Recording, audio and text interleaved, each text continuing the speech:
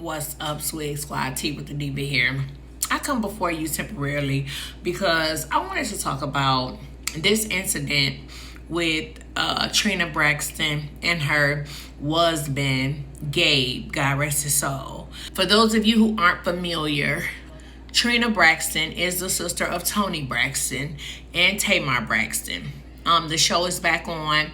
Prior to the show coming back on, their niece, who is the daughter of the only Braxton son, Michael, she had come to the internet and said that she wanted to release some information, or she wanted to just tell her story. She told about an incident where her and her sister who is no longer with us anymore, God R.I.P. to her, they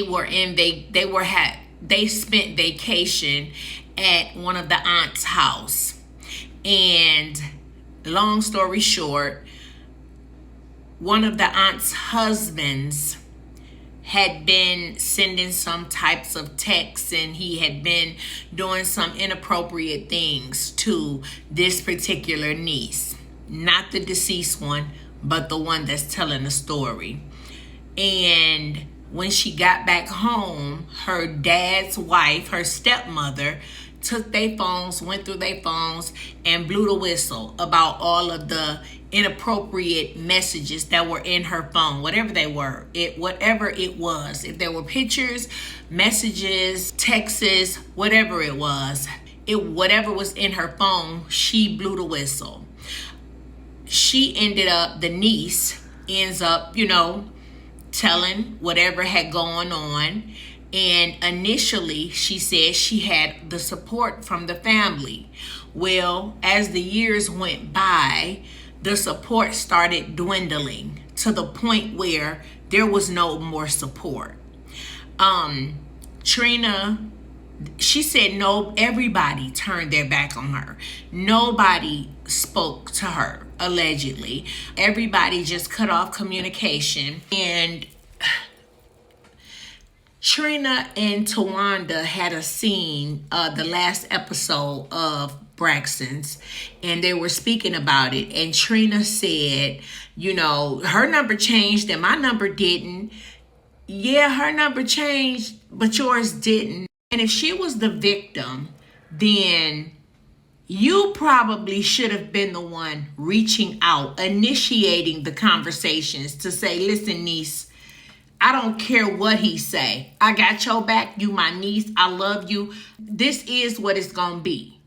So I'm just trying to figure out, why didn't she show more support towards that girl when, all the conversations started dwindling down? Why would she have to reach out to you?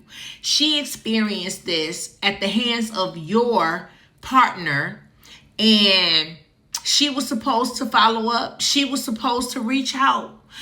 I don't understand that. So anyway, even that was on the episode. Here recently, Trina got on live with her weird husband. She just loved weird men. And I liked him at first. But the more I hear him speak, I'm like, oh, he's a weirdo too. Because for this particular situation, he should have just stayed out of it. No comment at all. Zip it up, throw it away, and just don't speak on it. Because this ain't got nothing to do with you. Team, you could go on and stay out of this conversation and then jump back in when your subject come up. Let's not do the whole bandwagon stuff. So she makes a comment while she's on her live with him, and she says that, I'm paraphrasing, allegedly, things shouldn't be spoken because some people aren't here to defend themselves. Of course, speaking about Gabe, because RIP to him, he's no longer with us.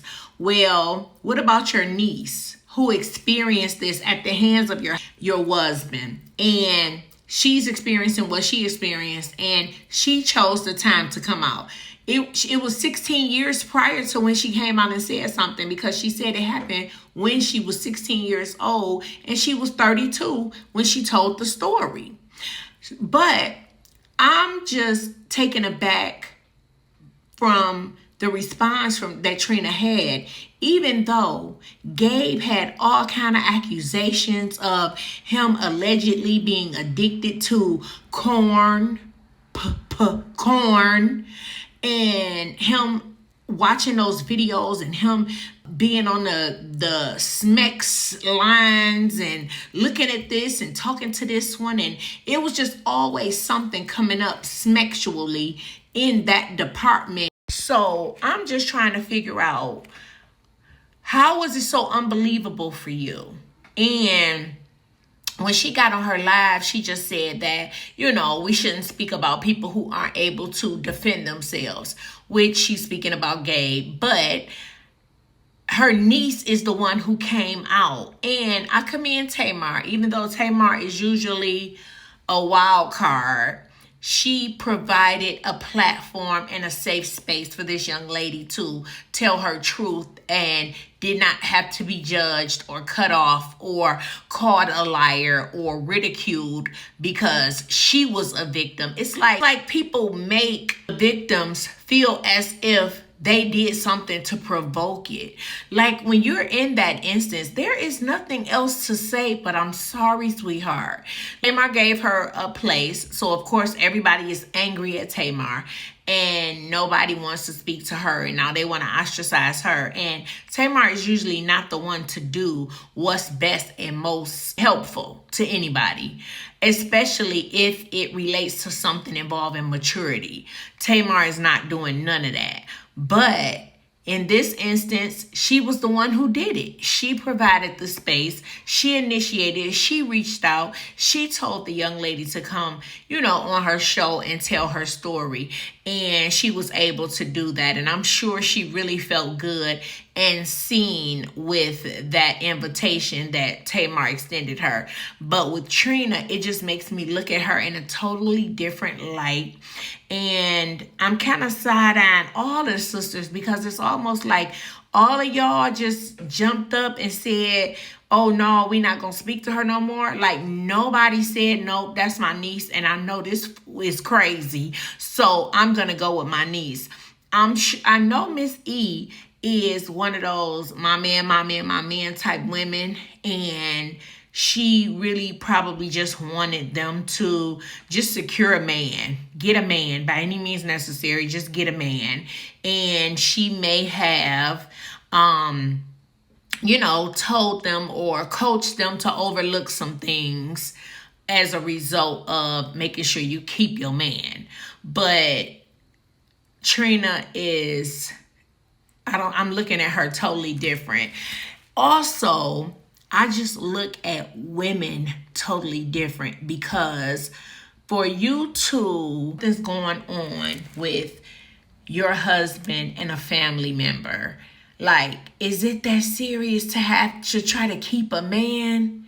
Like, is that what we want to do, ladies? Like, your niece, first of all, you didn't even hear it from your niece. You heard it from stepmother.